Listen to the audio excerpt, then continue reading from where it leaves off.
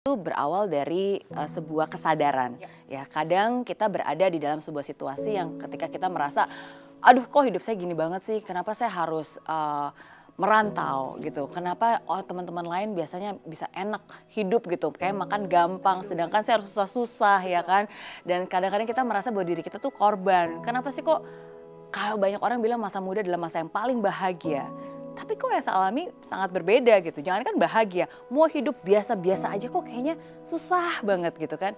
Ya dan seringkali orang terjebak dan akhirnya kita merasa menjadi korban, victim gitu. Nah jadi paling penting yang pertama adalah kesadaran, sadar bahwa kita bertanggung jawab atas hidup kita bertanggung jawab atas nasib kita. Nggak perlu menyalahkan orang lain dan bahkan nggak perlu mengasihani diri kita sendiri gitu untuk mendapatkan empati. Nah jadi dari situlah saya sadar dan akhirnya baru langkah kedua saya menetapkan tujuan. Ya, saya percaya bahwa masa depan saya lebih baik daripada keadaan saya.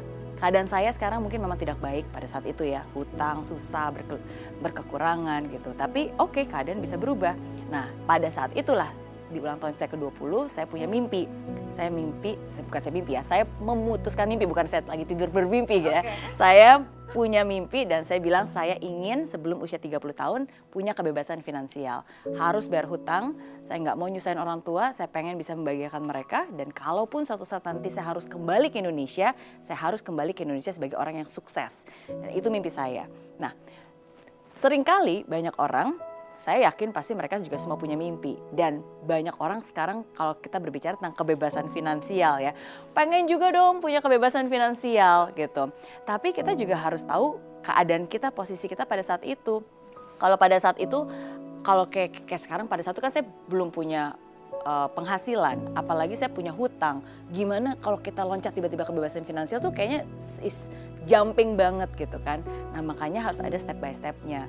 Nah salah satu step by stepnya at least setidaknya bagaimana kita bisa memiliki yang namanya financial, is not in a financial mess lah.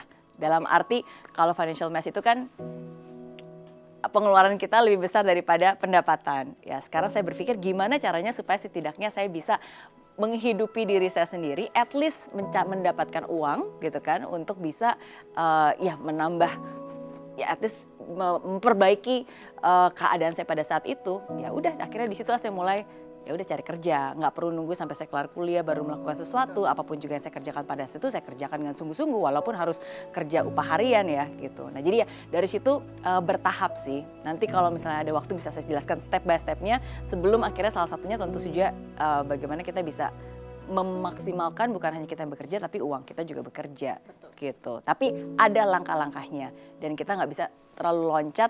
Akhirnya kita nggak tahu step-stepsnya dan akhirnya jadi menghayal dan halu kan.